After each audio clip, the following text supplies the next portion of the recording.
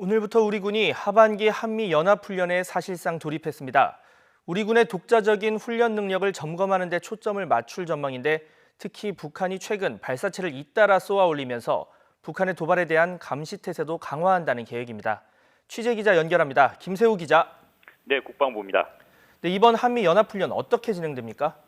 네, 이번 한미연합연습은 오늘부터 한반도 유사시에 대비한 지휘소 연습을 시작으로 보름 동안 실시될 예정입니다. 지휘소 연습은 실제 병력과 장비가 동원되는 것이 아니라 컴퓨터 시뮬레이션으로 진행하는 방식입니다. 우리 군에서는 합참 6회 공군 작전사령부가, 미군 측은 한미연합사와 주한 미군 사령부, 태평양 사령부가 참가할 것으로 보입니다. 한미는 앞서 지난 3월 키리졸브를 대체한 새 한미연합훈련이 19-1 동맹연습을 진행했습니다. 한미는 특히 이번 훈련에서 전시작전 통제권 전환을 위한 한국군 기본 운용 능력을 집중 점검합니다. 이에 따라 앞으로 구성될 미래 연합군 사령부 편제와 같이 처음으로 한국군 대장이 사령관을, 미군 대장이 부사령관을 맡습니다. 훈련 명칭은 아직 공식적으로 정해진 바가 없는데 19-2 동맹으로 불릴 것이라는 전망이 우세했습니다. 하지만 이번에는 동맹이라는 용어가 빠질 수 있다는 관측이 나옵니다. 이와 함께 최근 북한이 잇따라 단거리 탄도미사일을 포함한 발사체를 쏘아 올렸는데 한미는 훈련 기간 중 북한이 추가 발사할 가능성이 높을 것으로 보고 감시 태세를 강화할 방침입니다. 자, 그동안 미뤄왔던 독도 방어 훈련에도 우리 군이 본격 나서기로 했는데요.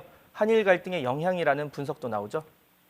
네, 독도 방어 훈련은 해군과 해경이 함께 매년 6월과 12월 정례적으로 진행해 왔습니다. 올해의 경우는 상반기에 실시하지 않고 있었는데 한일 관계를 감안해 시기를 저울질하고 있었습니다.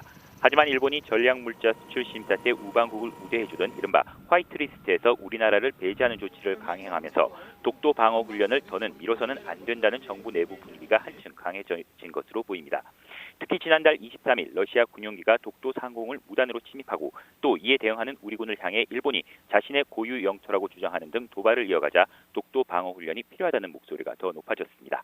훈련에는 우리 공군의 주력 전투기들을 비롯해 함정과 초계기들 이외 해병대 전력까지 나서 한층 공세적으로 진행될 수도 있다는 관측이 나옵니다.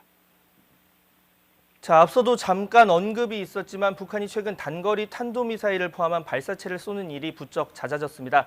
앞으로 추가로 쏠 가능성 어느 정도로 분석됩니까? 네, 북한은 5월 이후 지난달 25일과 31일 그리고 지난 2일 단거리 탄도미사일을 포함한 발사체들을 잇따라 시험 발사했습니다. 북한은 그동안 한미 연합훈련을 비롯해 우리 군의 F-35A 도입 등 전략무기 도입에 거세게 반발해왔습니다.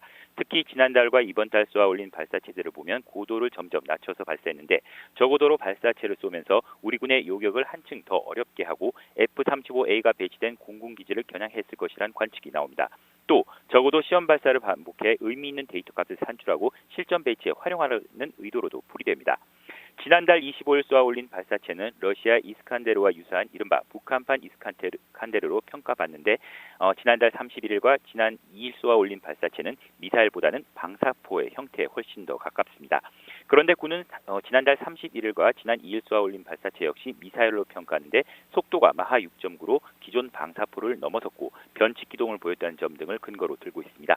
하지만 북한이 공개한 사진을 보면 이동식 발사대와 발사체 모습이 방사포에 가까워 신형 방사포일 가능성에 무게가 실리고 있습니다. 이 때문에 만일 신형 방사포가 실전 배치될 경우 우리에게는 한층 더 위협적인 전력이 될 것으로 전망됩니다. 지금까지 국방부에서 YTN 김세호입니다.